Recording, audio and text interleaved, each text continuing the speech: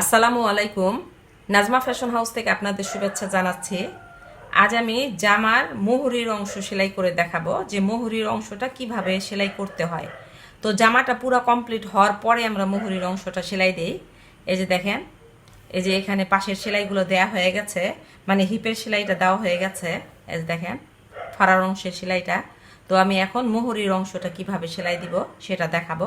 তো মোহরির অংশটা কিন্তু এই সেলাইটা যেইভাবে দেওয়া হয়েছে ঠিক একইভাবে মানে দিতে হয়। ফাড়ার অংশের সেলাইটা যেভাবে যেভাবে দিতে হয় মোহরির অংশটাও ঠিক একইভাবে দিতে হয়।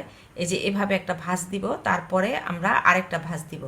তারপরে আরেকটা কথা বলে নেই যে এইরকম মানে থ্রি পিসের জামার কাপড়ে এইরকম মানে দেওয়া থাকে, এতটুকু এক কালারের দেওয়া থাকে। তো আমরা যদি এই সাইড থেকে এভাবে একটু রাউন্ড করে নিই তাহলে দেখতে ভালো দেখা যায় না, মানে এই এক কালারের কাপড়টা কম বেশি দেখা যায়।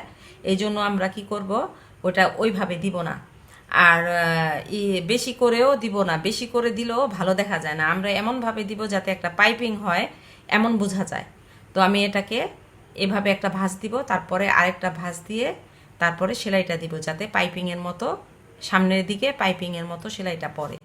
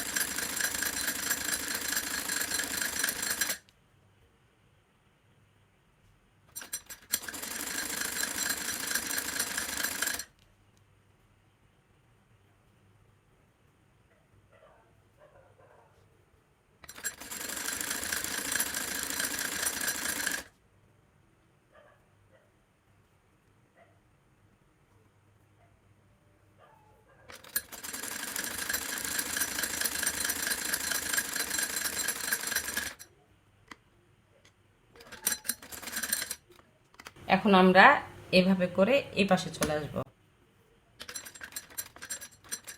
নিচের দিকে আমরা চলে আসলাম, তারপরে এটাকে এভাবে ঘোরাবো, ঘুরিয়ে নিচের সেলাইটা দিব।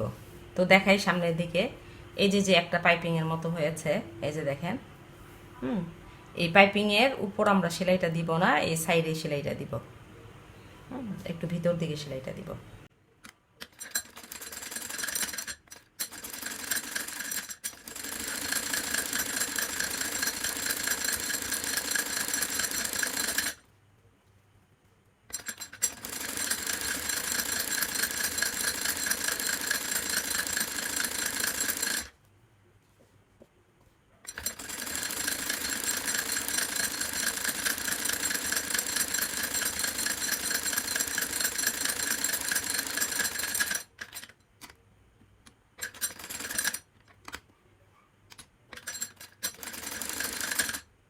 আমার মুহুরিটা সেলাই দেওয়া হয়ে গেছে, এখন খুলে নিচ্ছি।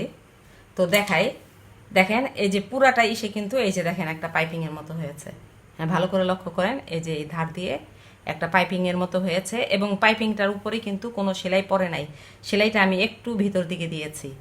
এই যে আমার মুহুরির অংশটা সেলাই দেওয়া হয়ে গেছে, দেখেছেন?